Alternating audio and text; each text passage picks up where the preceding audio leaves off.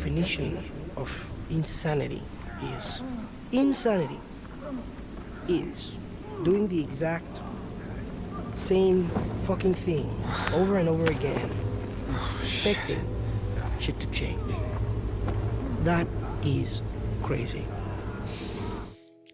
Yes, I'm going to start this video out with the most typical YouTuber side because I had absolute delusions of finally playing and beating Star Wars Outlaws because the reviews when it came out completely turned me off playing it. From the game just generally being a buggy mess to having some core fundamental game design flaws, I just wasn't interested in playing it. And who knew that over 10 years ago Ubisoft would eventually sum up my exact experience with almost every single Ubisoft game of the last 5, 6, 7 years. Because yes, Ubisoft are an extremely influential developer from Assassin's Creed to Far Cry 3.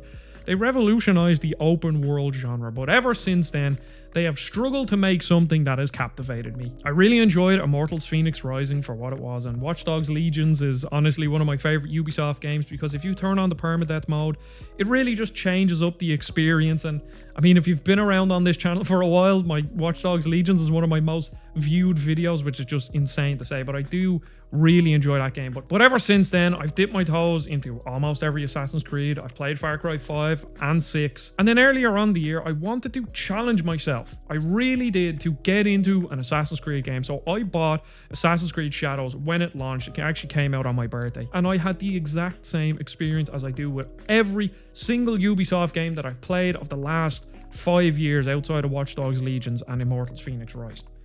Put 10 hours into it, and then I just said, I don't see why I'm playing this game. It is a genuine waste of time. The gameplay isn't fun, the stealth isn't particularly deep, the story is delivered just awfully, the world is just way too big, way too open, and knowing that I had to sit down and play probably another 20 or 30 hours of Assassin's Creed Shadows, I just couldn't take it. And that is the definition of insanity, just trying the same thing over and over again and expecting different results. Now, did I learn anything from my Assassin's Creed Shadows experience? And the answer to that question is very clearly no, because I then went out and bought Star Wars Outlaws. Now, in typical Ubisoft fashion, I didn't want to spend €70 on this game, so instead I waited till it was an appropriate price. It was €30.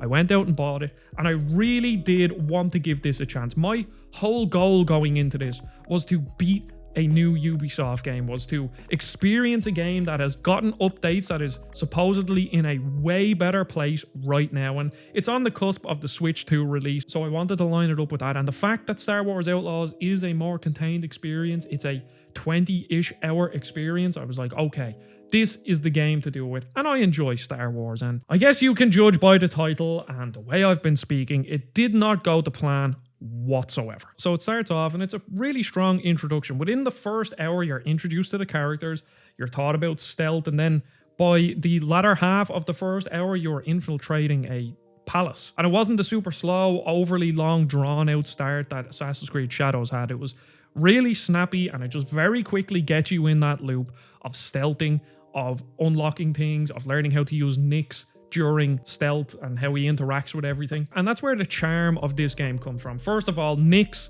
an amazing companion. He is genuinely my favorite thing in the whole game because he's really cute. Kind of looks like a Shih Tzu, and I love Shih Tzus. And I just implemented him into the gameplay. How he can go grab things for you, how he can open doors, how he can distract guards. I like that he's not just a typical plot device where he's the, cute sidekick that offers a bit of comic relief and all that. Instead, he's actually properly implemented into the gameplay, because even with BD1 in Jedi Fallen Order and Jedi Survivor, he isn't the same. He's more of just a companion. Yes, he can open doors and he opens chests, but there's not really much that he does outside of that. And the thing is, Star Wars Outlaws got caught up in just a lot of crap, from it just being buggy, and then that general typical gamer hate of K-Vest just being ugly, I guess, which I think is a ridiculous way to criticize a game, and I am by no means in that camp. I do not need my characters to look good or attractive or whatever, but there is definitely something off with the K-Vest face model. It just doesn't look right. I don't know, is the forehead to eye ratio, it's genuinely just so strange. It's terrible. It's terrible. And when you get into the conversations, the facial animation, how the characters move, it's so janky and stiff and rigid. And the problem with that is recently we've been caught up in Mafia the Old Country and AA games, and I just did a video on AA games about how not everything needs to look amazing. You know, it's okay if some of the animations are a bit stiff, or if this, that, or the other, if the game is appropriately priced, if it is a budget game made by a new team of 30 or 40 people. If you take Clair Obscur, Expedition 33, you can see that the facial animations and cutscenes, they don't look as good as the big budget games, but there's a real heart to the game that just shines through, and I can understand why they don't look that good. But if you look at the staff of Ubisoft, the staff of Massive Entertainment, how many people had their hands on this game? For a game, one, to be a full price game, and two, have this many people working on it, and the stuff like the cutscenes and the facial animations are just not good whatsoever. It's actually just completely inexcusable. It shouldn't be like that. But one thing that they did get right in terms of technical prowess and how the game looks and feels is just when you are walking around these locations and towns, exploring Tatooine or exploring a market, it is really cool. I will admit it's very densely populated. There's just little things like light shining off things and fog coming out of vents that makes you feel like it's a Star Wars game. And they did really get that right. And that's kind of where my mind was going. Like, just treat this as a narrative experience. I am playing this completely linearly. I don't really want to interact with the open world activities because that's usually where I get bogged down with Ubisoft games. So instead, I will treat it like a linear story game. I will go from mission to mission. Yes, I might do a couple of side objectives, but ultimately I am here to just beat this game. And that was my goal. And unfortunately, I just failed because after the first couple of hours, I realized that this game just isn't good. It's just not a good game for many reasons. And I'd like to start with the stealth and how it's implemented in the game. And this was one of the main reasons why I wanted to play it now, because originally there was a load of fail states in this game. If you got caught during stealth, you would have to go back to the last checkpoint. And also while you're in one area, you can pick up weapons like the blaster rifles and all that to be able to shoot people. But once you move into a vent or into the next area, KVS drops it and then you can't use it anymore. Now, those are the two main things that they tweaked to my understanding. There's very few fail states, if any at all. And then also you can store a weapon and carry it. Yes, once you run out of ammo, you have to find another one. That's totally fine. But the problem with this game is that the stealth isn't good. The AI is awful. I'll show some clips of me walking up to a stormtrooper and they just take way too long to react to you. And that's an issue because in other open world games like Assassin's Creed or like Far Cry, these Ubisoft games, yes, in Assassin's Creed, I guess stealth is a bit more important, especially in Assassin's Creed Mirage and the old ones, but the newer ones, it's not as important.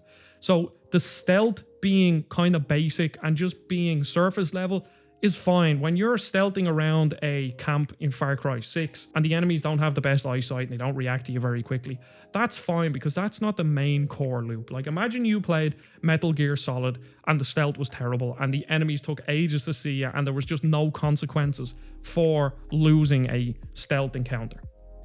That is what Star Wars Outlaws is. It is a stealth game where the stealth isn't fun, it's not deep, and there are no consequences for any of your actions. And the thing is, having no consequences is just not a good place for a game to be in general. And I know there will be some comments saying, well, they used to have consequences because you used to get set back to the last checkpoint, that's just a bad consequence. The best stealth games give you options.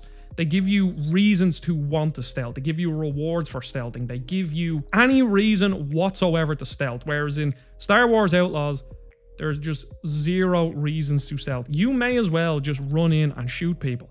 Because because you just sit behind cover, pick up a weapon or grenades or use your blaster and just start shooting people. So then the stealth encounters and the sort of level design, which isn't great. So you may as well just sit behind cover and shoot people. And I think once I realized that immersion was kind of broken because I was kind of treating it like that narrative experience. I was trying to immerse myself in the world of Star Wars. I was taking things slowly. I was slinking around. I was knocking guards out. I was using nicks to distract people. That's how I was starting to play it. But then when you realize that there are no consequences for shooting people or whatever, outside of maybe some reputation drop, but the reputation system you could just completely cheese. So then I just went in every single encounter, hid behind cover, picked up a weapon, and just blasted people. Then I didn't explore the levels, and I didn't really feel like it was a stealth experience. Again, it just turned into another run-of-the-mill third-person shooter, and the shooting isn't actually that good. And see, to me, that is the main problem with Star Wars Outlaws. It is a developer that is flip-flopping on their decisions. I mean, we can probably all agree that these types of Ubisoft games are almost designed by committee. They are focus tested to fuck. And then you just end up with a game that is a middle between everywhere and it's afraid to do anything.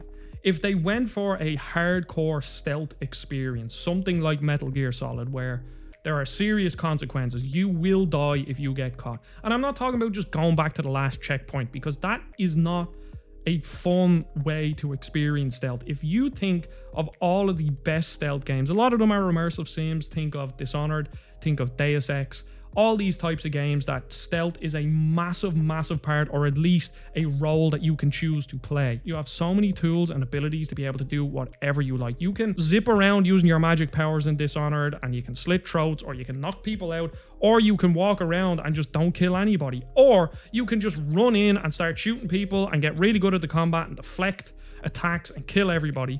But then there are consequences at the end of Dishonored for that. And yes, there might be consequences at the end of Star Wars Outlaws, but I just won't be able to see them because I can't play any more of this game. And see, from a story and immersion and that sort of standpoint, Kay Vess is an outlaw. She's a mercenary for hire, essentially. She's working on these heist crews. But the thing is, she's too nice for me to think that she is a bandit or an outlaw. That's the main problem with it. It wasn't too long ago when Star Wars Bounty Hunter got a remake, and I went back and I played that game, and while I don't think it really holds up that well, one thing that it does, it really gives you that sort of underground grungy feeling of what the dark side of Star Wars is and how these cartels work. And yes, it's a PS2 game, so it doesn't deliver it the best, but I think you really get that feeling. Whereas in Star Wars Outlaws, she's just too nice, too happy-go-lucky. And yes, you get to meet the cartel bosses, and there's some stuff going on with different things, and you get to meet Jabba the Hutt, and you get to see his palace and what's going on and how he hides prisoners and all this sort of stuff. But there's just an underlying tone of happy-go-lucky happiness, and everything's nice, and we'll just get through this, and me and Nix are just buddies, and I'm like, I just can't get into it. I really can't. And it kind of reminded me of when Star Wars 1313 was cancelled. And that game was supposed to be about like the underground world of Star Wars and the dark, gritty tone of it. And Outlaws just isn't that. Once again, where Outlaws is a middle ground between a stealth and open world RPG game with maybe some form of immersive sim level design. And again, it's like where Star Wars Outlaws is just straddling the line between everything. It's an open world game, kind of. It's also an RPG, kind of. It's also a stealth game, kind of. The story and the immersion factor is like, we want to be an outlaw game. We want to show the underground world of Star Wars, but it just sits on that middle ground where it's just a bit too nice and happy. And maybe, again, it might get darker later on, but I'm just sitting here playing another Ubisoft game and feeling like my time is wasted. And that is the ultimate takeaway from going back to Star Wars Outlaws in 2025, even after all the updates. Yes, there are no real fail states, so it's not as frustrating. But then because of that, there are no fail states and there's no real consequences. And I think reloading to the last checkpoint is a bad consequence of poor stealth game. And I just feel like I'm wasting my time. And that's the takeaway from Star Wars Outlaws in 2025. It feels like a massive, pardon the pun, waste of time, because it just straddles the line between nothing. And it brings me back to Helldivers. And on Arrowhead's banner, it says, a game for everyone is a game for nobody, or a game for everybody is a game for nobody. I forget exactly what it is. And that is the identity crisis and just the absolute definition of insanity of, one, developing all these Ubisoft games, and two, me going back and playing them. Because I want something to give me the experience that Watch Dogs Legions did. Or I want something to give me the experience that Far Cry 3 did. But unfortunately, they just don't do that. They are the most safest games ever created. They are focus tested to death. From what I could see, whether they are or not, I'm not sure, but they feel like that. And that's the problem with Star Wars Outlaws in 2025. I didn't play the original version, so I don't really know the comparisons from how it used to play to now, outside of just reading a couple of articles. But those updates do not save a broken game. It really doesn't.